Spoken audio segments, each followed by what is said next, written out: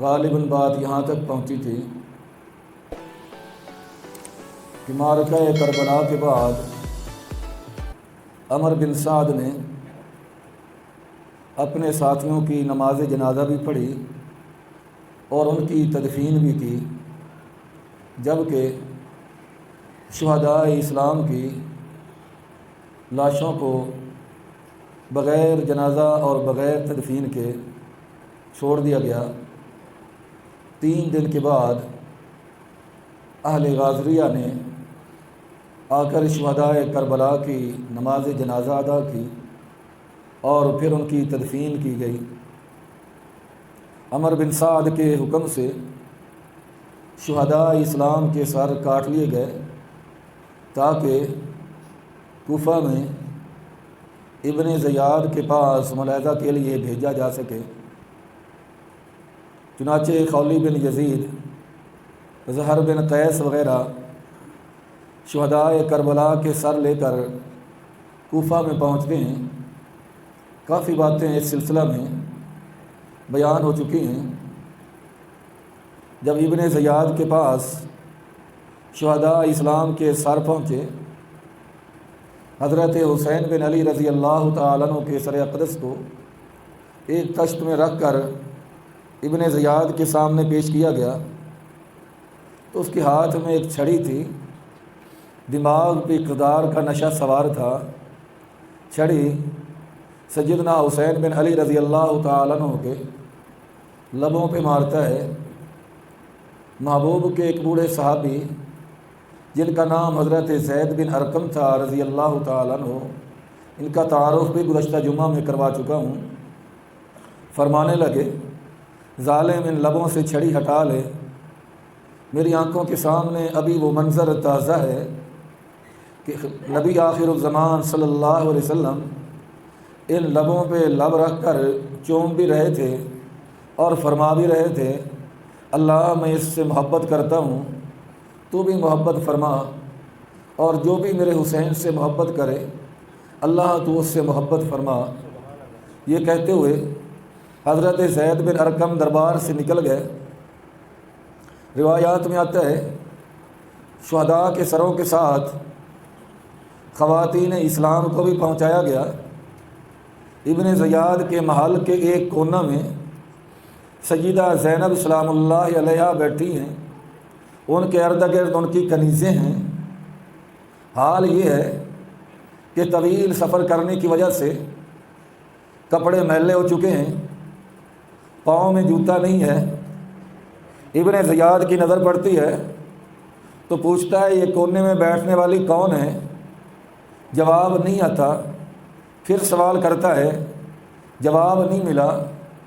سے بارہ جب سوال کرتا ہے تو ایک کنیز بولی اے ابن زیاد، یہ کونے میں بیٹھنے والی کوئی عام عورت نہیں، یہ حضرت علی المرتضیٰ کی لخت جگر، حضرت فاطمہ کی نور نظر، حضرت حسین بن علی کی ہمشیرہ محترمہ سیدہ زینب سلام اللہ علیہا ہے۔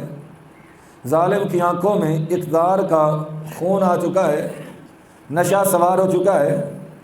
حضرت زینب سے مخاطب ہو کے کہتا ہے زینب اللہ کا شکر ہے جس اللہ نے تمہیں رسوا کیا، جس اللہ نے تمہیں ذلیل و خوار کیا، جس اللہ نے تمہیں جھٹلایا اور ہمیں کامیاب کیا۔ حضرت زینب کب خاموش رہنے والی تھیں؟ ان کی رگوں میں بھی تو حضرت علی کا خون تھا، انہوں نے بھی تو دودھ خاتون جنت فاطمہ الزہرا کا پیا تھا۔ فرمانے لگیں ظالم تو جھوٹ بولتا ہے کہ اللہ نے ہمیں رسوا کیا، اللہ نے تو اپنے محبوب محمد الرسول اللہ صلی اللہ علیہ وسلم کے ذریعہ ہمیں عزت عطا فرمائی، ہمیں مقام عطا فرمایا، ہمیں خاندان مصطفیٰ کا حصہ بنایا۔ ہماری طہارت و پاکیزگی کو اللہ نے قرآن پاک میں بیان فرمایا انما یرید اللہ لیذہب عنکم الرجس اہل البیت ویطہرکم تطہیرا۔ اے محمد پاک کا خاندان، تم عام لوگ نہیں ہو، میں خدا تمہیں ایسا پاک بناؤں گا، ایسا مقدس بناؤں گا، ایسا منزہ بناؤں گا کہ ساری کائنات پاکیزگی کو تلاش کرے گی، لیکن پاکیزگی تمہارے قدموں کے نشان تلاش کرے گی تو انہیں دیکھا نہیں۔ اللہ نے ہماری عظمت قرآن پاک میں بیان فرمائی ہے، لیکن ظالم کہتا ہے کہ اللہ نے تمہارے سرکش کو قتل کر دیا، ہلاک کر دیا، تباہ و برباد کر دیا۔ یعنی حضرت حسین بن علی رضی اللہ تعالیٰ عنہ کے متعلق ہلاکت کا لفظ استعمال کرتا ہے۔ شیر دل کی شیر دل بہن کہتی ہے کہ ظالم، جس کو تو ہلاکت سمجھتا ہے، جس کو تو موت سمجھتا ہے، ہم تو اسے حیات جاودانی سمجھتے ہیں۔ خالق نے فرمایا وَلَا تَقُولُوا لِمَنْ يُقْتَلْ فِي سَبِيلِ اللَّهِ أَمْوَاتٌ بَلْ أَحْيَاءٌ وَلَٰكِن لَّا تَشْعُرُونَ۔ خبردار، جو اللہ کے راستے میں قتل ہو جائے، شہید ہو جائے، اسے مردہ کہنے کی اجازت نہیں ہے۔ بل احیاء، وہ تو اپنے رب کے ہاں زندہ ہے، لیکن ان کی زندگی کا تمہیں شعور تک نہیں ہے۔ اور دوسرے مقام پہ خالق نے فرمایا وَلَا تَحْسَبَنَّ الَّذِينَ قُتِلُوا فِي سَبِيلِ اللَّهِ أَمْوَاتًا بَلْ أَحْيَاءٌ عِندَ رَبِّهِمْ يُرْزَقُونَ فَرِحِينَ بِمَا آتَاهُمُ اللَّهُ مِنْ فَضْلِهِ۔ خبردار، جو میرے راستہ میں قتل ہو جائے، جو میرے راستے میں ذبح ہو جائے، چاہے ٹکڑے ٹکڑے کر دیے جائیں، تمہاری آنکھیں دیکھیں اس آدمی کی ایک بازو وہاں پڑا ہے، دوسرا وہاں پڑا ہے، گردن تن سے الگ ہو چکی ہے، پھر بھی اسے مردہ کہنا تو ایک طرف۔ لا تحسبن الذین قتلوا فی سبیل اللہ امواتا، اسے مردہ گمان بھی نہیں کرنا، دماغ میں بھی نہیں سوچنا کہ شاید یہ مر چکا ہے، ختم ہو چکا ہے۔ نہ بل احیاء عند ربہم یرزقون، اللہ کے راستے میں شہید ہونے والا اللہ کے ہاں زندہ بھی ہے اور اللہ کے ہاں سے رزق بھی ملتا ہے اسے۔ فرحین بما آتاہم اللہ من فضل، جو کچھ اللہ اپنا فضل انہیں عطا فرماتا ہے، اپنی نعمتیں عطا فرماتا ہے، وہ تو شہادت کے بعد بھی اس فضل اور نعمتوں کو حاصل کر کے فرحین بہت خوش ہوتے ہیں۔ ان کے دل میں تو کوئی خواہش ہوتی ہی نہیں، تمنا ہوتی نہیں، اگر ہوتی ہے تو ایک ہی تمنا ہوتی ہے، کاش مولا ایک مرتبہ دوبارہ آپ دنیا میں بھیج دیتے۔ ایک تو ہم اپنے برسا کو بتا کے آتے، زندگی سے پیار کرنے والوں، زندگی وہی ہے جو دین کے راستہ میں کام آ جائے۔ زندگی سے پیار کرنے والوں، اصل زندگی تو وہی ہے جو دین کی سربلندی کے لیے خرچ ہو جائے۔ آؤ دیکھو ہم کتنی عیش میں ہیں اور کتنا ہم خوش و خرم زندگی گزار رہے ہیں۔ کاش اللہ ایک مرتبہ تو بھیج دیتا، جب میدان کارزار میں تلوار چلی تھی اور گردن تن سے جدا ہوئی تھی، سینے میں گولیاں لگی تھیں اور سینہ گولیوں سے چھلنی ہوا تھا، ادھر گولی لگی تھی، ادھر مولا تیرا دیدار ہوا تھا، جو لذت اس وقت محسوس ہوئی تھی، اللہ آج وہ لذت جنت میں محسوس نہیں ہو رہی۔ دل چاہتا ہے دوبارہ دنیا کے اندر بھیج دے، مولا تو زندہ کرتا رہے، ہم تیرے راستے میں اپنی جان نے نچھاور کرتے رہیں۔ ابن زیاد تو سمجھتا ہے کہ نعوذ باللہ حضرت حسین اور ان کے ساتھی ہلاک ہو گئے، حالانکہ یہ تو وہ زندگی پا گئے جس زندگی کی تمنا ہمارے نانا جان حضرت محمد مصطفیٰ احمد مجتبیٰ صلی اللہ علیہ وسلم فرماتے گئے۔ محبوب تو ہر وقت دعا کیا کرتے تھے، الہ العالمین میں محمد پاک کا جی چاہتا ہے میدان کارزار ہو، دشمن کی تلوار ہو، آمنہ کے لال کی گردن ہو، اللہ تیرے راستے میں کٹ جائے تو پھر زندہ کرے، میں پھر میدان میں پہنچوں، پھر گردن کٹ جائے تو پھر زندہ کرے، میں پھر میدان میں پہنچوں، پھر گردن کٹ جائے۔ اللہ قیامت کی صبح تک یہ سلسلہ چلتا ہی رہے، کیونکہ تمہیں سے ہے مجاہدو، دین کا ثبات ہے، شہید کی جو موت ہے وہ قوم کی حیات ہے، حیات بھی حیات ہے، ممات بھی حیات ہے، شہید کا جو خون ہے وہ قوم کی زکوٰۃ ہے۔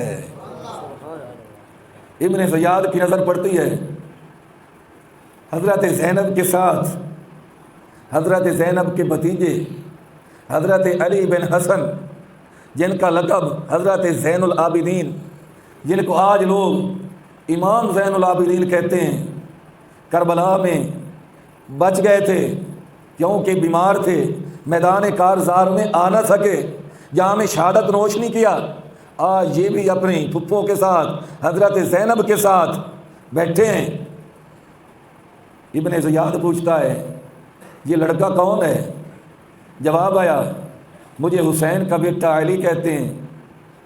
کہنے لگا علی بن حسین تو قتل نہیں ہو گئے؟ فرمایا جی ہاں، میرا بھائی جام شہادت نوش کر گیا، ان کا نام بھی علی تھا، میرا نام بھی علی ہے، اور میرا تیسرا بھائی جو جام شہادت جس نے نوش کیا اس کا نام بھی علی تھا، جو شہید ہوا ان کا نام علی اکبر تھا، جو بچ گیا ان کا نام علی اوسط تھا، اور جس 6 ماہ کے بچے نے جام شہادت نوش کیا اس کا نام حضرت علی اصغر تھا۔ تینوں حضرت علی المرتضیٰ کے پوتے تھے، اور تینوں حضرت حسین بن علی کے لخت جگر تھے، تینوں کا نام ہی علی تھا۔ علی اکبر بڑا علی، علی اوسط درمیان والا علی، علی اصغر چھوٹا علی، تینوں سیدنا حسین ابن علی رضی اللہ تعالیٰ عنہ کے لخت جگر تھے۔ ظالم کہتا ہے اگر یہ حسین کا بیٹا تھا تو بچ کیسے گیا؟ جلاد کو آرڈر دیتا ہے اس کا بھی سر تن سے جدا کر دیا جائے۔ حضرت زینب آگے بڑھتی ہیں، حضرت زین العابدین کو سینے کے ساتھ لگاتی ہیں، فرماتی ہیں ابن زیاد یہ نہیں ہو سکتا، اگر تیرے انتقام کی آگ 72 کو ذبح کر کے ٹھنڈی نہیں ہوئی، اور تیری آگ ٹھنڈی ہونے کے لیے زین العابدین کا قتل ضروری ہے، تو پہلے پھر زینب کی گردن پہ تلوار چلانا ہوگی، پہلے میں جام شہادت نوش کروں گی اور پھر زین العابدین کی باری آئے گی۔ جب حضرت زینب کے جذبات کو دیکھا، حضرت زینب رضی اللہ تعالیٰ عنہ کے اپنے بھتیجے کے ساتھ محبت کو دیکھا، پیار کو دیکھا، تو قتل سے باز آ گیا۔